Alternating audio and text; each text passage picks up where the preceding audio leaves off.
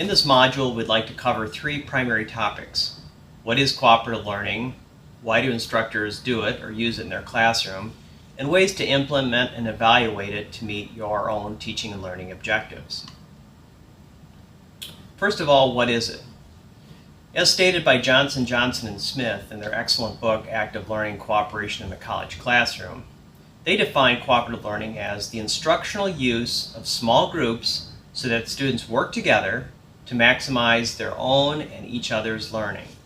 And there's a couple key points of this definition or this description. First of all, that small groups of students are working together. They're dependent upon one another to maximize their own learning.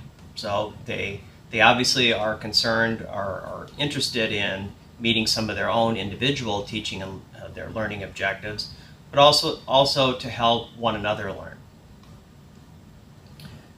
To implement cooperative learning in the classroom, cooperative learning entails several key principles that we'd like you to think about and use to both develop your own cooperative learning techniques, but also once you develop those techniques, use these principles to evaluate or to assess, does your activity meet these key principles?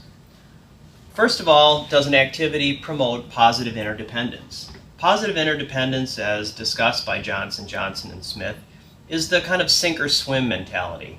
Is that if we work together, if people are contributing to the group, the group will all swim, will succeed. However, if people don't pull their weight, if people don't contribute their own expertise, their own strength to a group, the group is going to sink. The group is not going to be as successful as they could have. So group success or group productivity is really dependent upon the sum of the individual parts.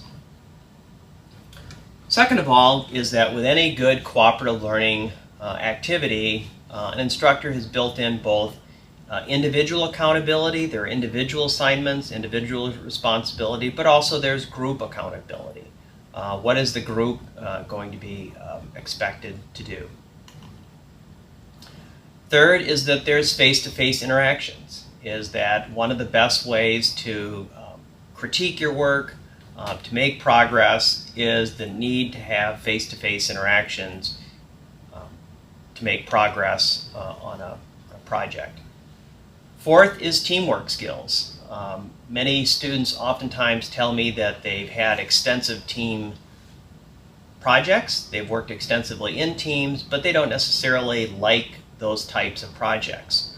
Often it may be because we as instructors haven't trained them, haven't provided them enough skills on how to work effectively as a team. And we'll talk about that later in the session. Next is group processing and facilitation skills. Do they know how to make decisions? Do they know how to critique one another's work? This is an important element of an effective cooperative learning activity.